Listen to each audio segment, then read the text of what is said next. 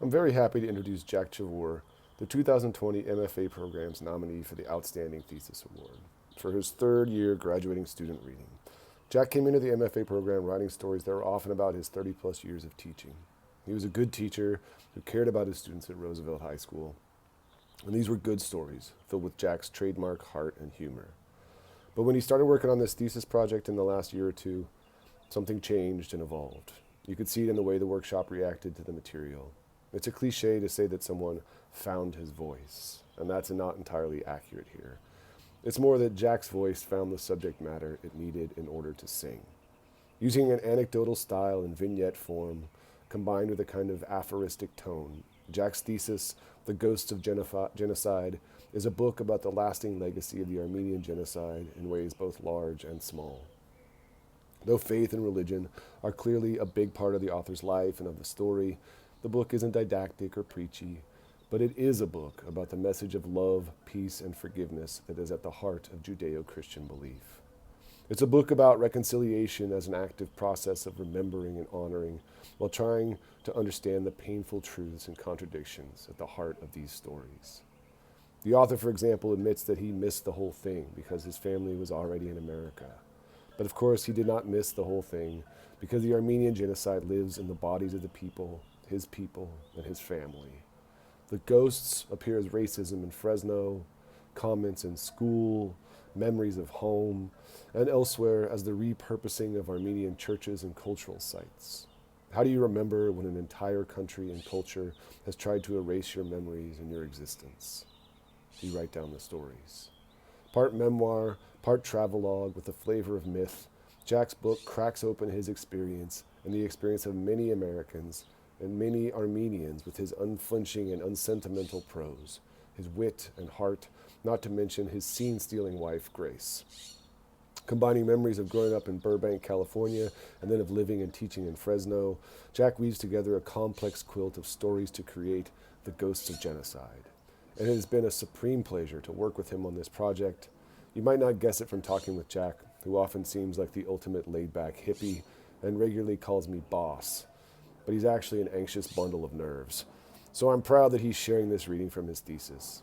Congratulations, Jack. I wish I could be there to cheer you on, man. Way to go. Welcome.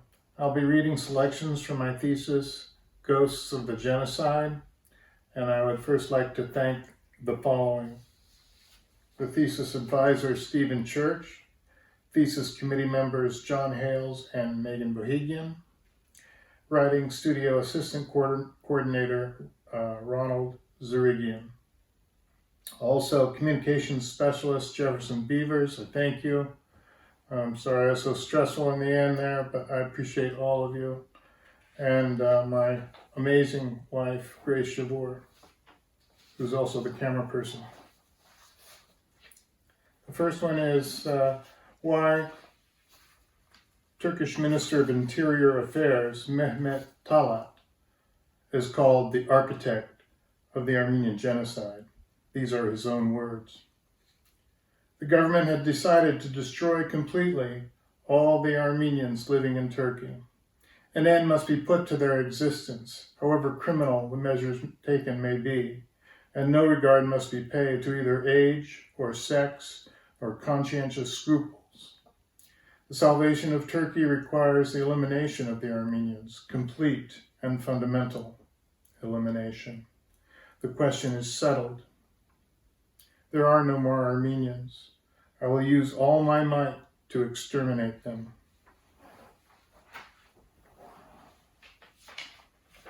This one is called Uncle Manuk on the Ranch. Uncle Manuk grew grapes. I want to say all his life, but I don't know what he did in the old country. In the small farming community of Parlier, California, though, grapes and the tending to them, the tractor, the dust-burdened barn with pieces of equipment I knew nothing about, but was fascinated with, the hot summer weather that tested one's will to be outside at all, the water pumps, the sweet smell of the earth, the shade tree so high it made their house look like a miniature toy.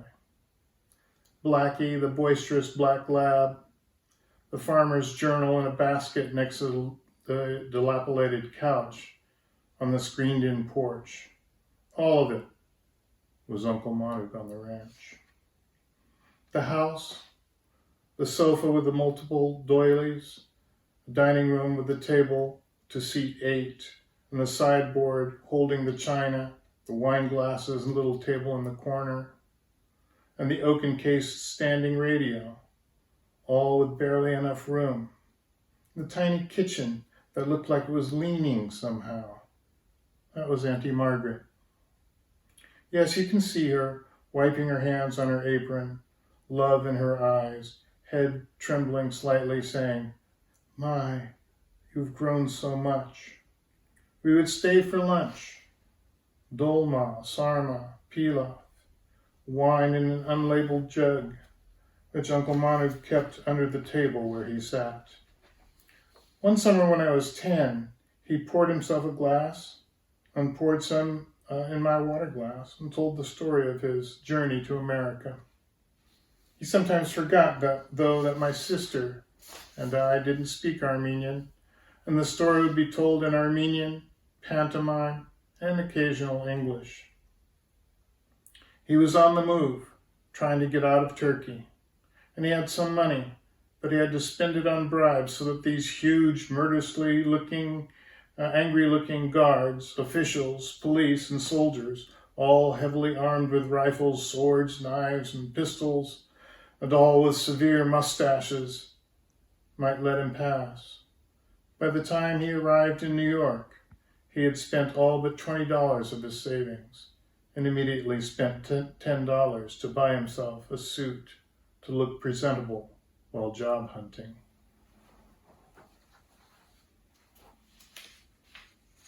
This one is called Time Before Cars. My grandmother and my great-grandmother never spoke about the journey they made to escape from Turkey to come to the United States. They came pretty close on this day, though. Time before cars. Grandma Ruth, my mom's mother, lived in a salmon-colored triplex in Fresno, California. There was no backyard, which made visiting a challenge. I sat on the big blue couch. The TV set was on, but it was a Western. And I knew that Tom and Jerry, or Yogi and the Ranger, or Bugs and Elmer battled furiously on a different channel, but Grandma Ruth had said not to touch the dials.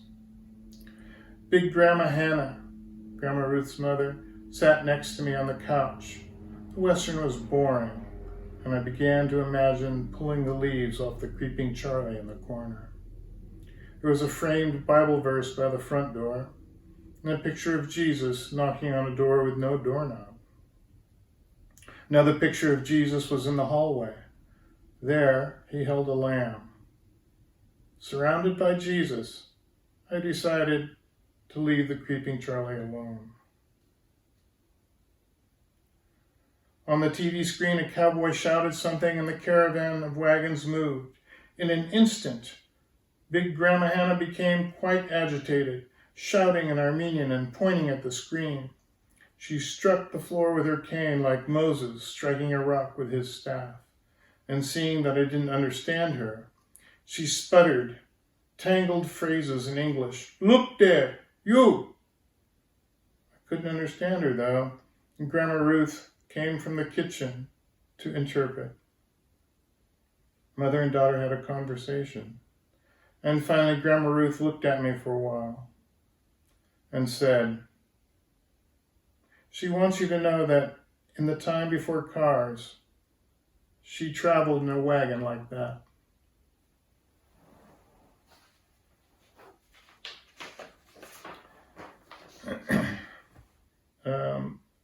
Grace and I and her sisters and her brother-in-law, we were able to travel to Turkey just last year. This is called Taxi Driver. We were in Istanbul. We leave the ferry docks, heading back to the hotel. The driver has a death rattle cough. We tell him we're Americans on vacation, but he knows otherwise. He goes on a coughing jag. Armenians, good and bad, he says finally in English. Turk, good and bad. He picks up his cigarette, hits it like oxygen. Comes with half an inch of hitting a woman and her toddler crossing the street. Heart, he shouts, not paying any mind to the near tragedy. He pounds his chest, cuts between a truck and a tour bus, coughs more severely than before, louder, phlegm-filled, desperate. Heart, he shouts again. It's what's your heart, good or bad? Yes, I say, that's true. The truth here, though, is in the wind.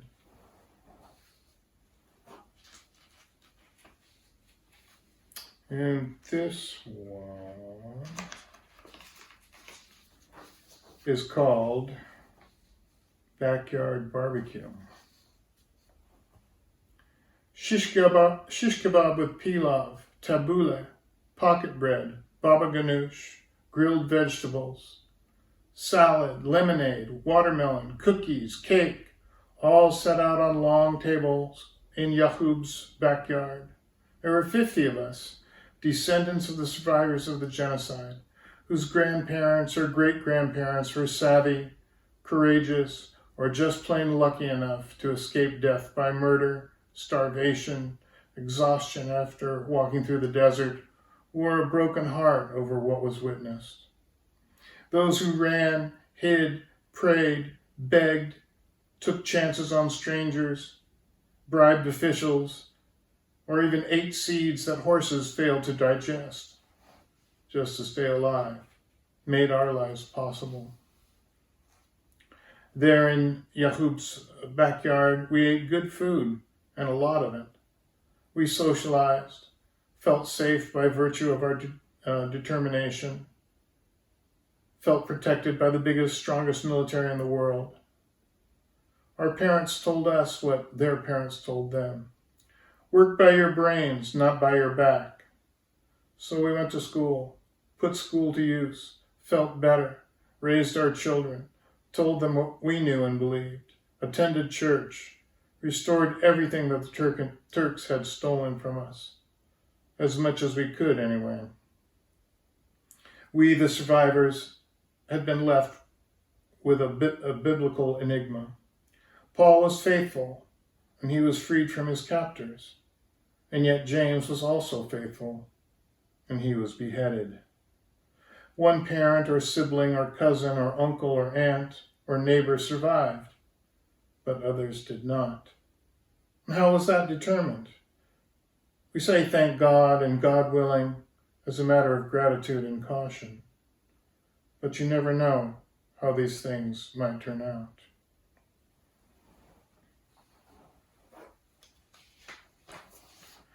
And this is called Newlywed. Cameraman and camera girl, a woman is smiling right now.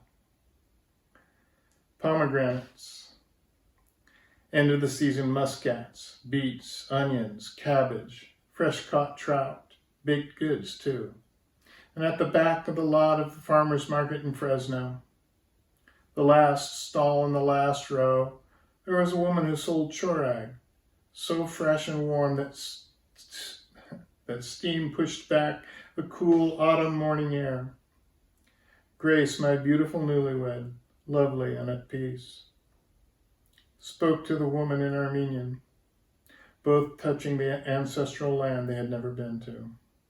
They smiled to imagine it. Married almost 3 months, I wanted to spend Saturday mornings this way for the next 80 years.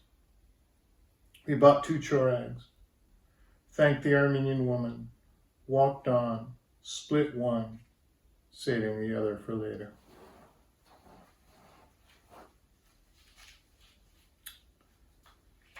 This one is High on a Mountain Outside Moradye.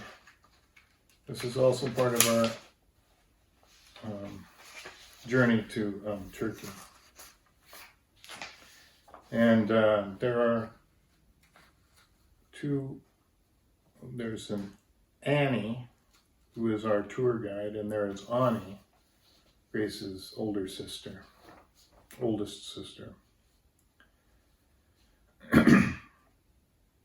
We're cruising down the highway, looking at an occasional cow attempting to graze on the pavement, or sometimes trotting along, insisting the highway, originally a field, should still be a field.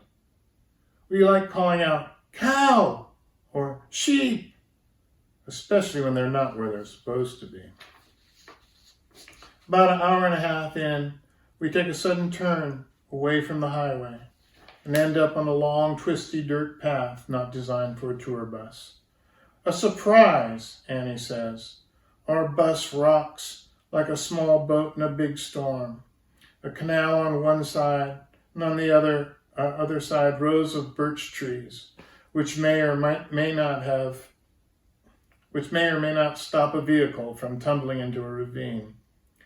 We weave and bounce and crawl for a long, discomforting 10 minutes. The bus stops. We sit like grumpy children, then deboard, saying things like, "This better be good," and "Another former Armenian something." We are tired. We've been roaming all over Turkey for nearly 2 weeks, discovering what we already knew. We were here, then we were occupied by another country, then we were massacred. Our history, presence, contributions, even the names of our cities have been scrubbed clean. We have come to see spots they missed, and the certain few things they have allowed. We have seen former Armenian churches 150 years old or more changed into a Turkish gym, a Turkish library, a literature museum, science museum, cultural museum, health clinic, restaurant, hotel, a prison, an apartment complex, woodcraft shop, a depot, a trade school, and mosques. Turkish couples find that the ruins of abandoned Armenian churches are ideal for engagement or wedding pictures. The winners get to write history, Dad used to say. An Armenian friend said, "Why?" when Grace told him we were going to Turkey. "Because we want to," Grace answered. "Do you think they want you?" "It's a pilgrimage." He said. But Grace is exactly right. All of us on this tour bus find meaning and value and enrichment from this experience, but not without some amount of sadness and traces of anger for the irrecoverable losses. So yes, we are tired. But Annie, our tour guide and fellow pilgrim, says, "Look up there." And the mountain behind the canal goes up to close to a 45-degree angle, not scalable for us. And about 1,000 meters up is St. Stephen's Church, 150 years old, long out of service, and completely mute on the subject of how one made it to church every Sunday. We feel amused, inspired, proud of the church where it is, and the mystery of how it came to be, how a chunk of the side of a mountain was cut to accommodate a church. The effect is, it appears the church pushed its way out of sheer rock. No access to it that anyone can see, no dirt road, no switchback trail, just a church defiantly sticking out of a mountain.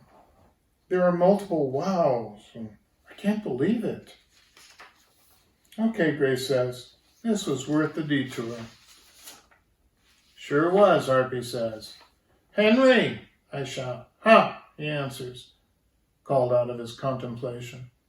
"Maybe they lived up there and didn't have to make the hike." "I don't think so," he says, and turns back to gazing at the church halfway up a mountain. We are all quiet for a minute. "What are you thinking?" Ani asked me. "Seems like our people like elevation." "Indeed," she says, putting on her glasses. We take pictures, are called back to the bus, and return in a slightly lifted mood. The canal gurgles. The sun feels like an old friend standing close by.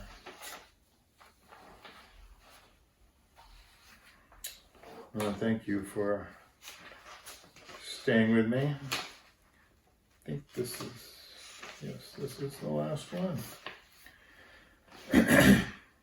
This is called Adam, and my dad used to tell stories according to books that he read. Dad sits in a big chair, paring knife in one hand, apple in the other. Maybe the TV is on, but if you're picturing him in the daytime or before dinner, the TV is off. And that's true only until he discovers soap operas. But that's another tale. He's peeling that apple, let's say Washington Delicious, precisely and methodically, starting at the top, working his way around and around, studying it as a surgeon might. He hopes to successfully finish. I hope to successfully find where I want. Finish with one winding peel at the end, at the halfway point, the peel breaks off. He's distracted and disappointed. He considers his younger son sitting on the couch watching the process. Adam was a Syrian, you know, he says. Dad, there were no countries at the time, I say, just to find out how he'll respond. Yeah? Where do you think Eden was? That's an Assyrian word for well-watered field. And that's the Tigris and Euphrates. He hadn't added that it's in the book, which is any number of his books on Assyrian, Babylonian, and Sumerian history. Well, Dad, I'm thinking there's a lot of well-watered fields in the world. It's in the Bible. You read the Bible, right? Yes, and you probably think the apple was an apple. He holds up the half-peeled apple, Exhibit A, evidence against the accused. Oh, that's what it says. It was a pomegranate. And where do you think pomegranates come from? That doesn't mean Adam was a Syrian, though. He puts the apple and the knife on the plate. Adam. What do you think that means? I don't know. Earth. His name is the Syrian word for earth. Get it? God made Adam from the earth. Right. Who says? It's in the book. Read about it. He picks up the apple, takes off all the remaining peel, and cuts it into 8 pieces, each one identical in size, as only an accountant can do.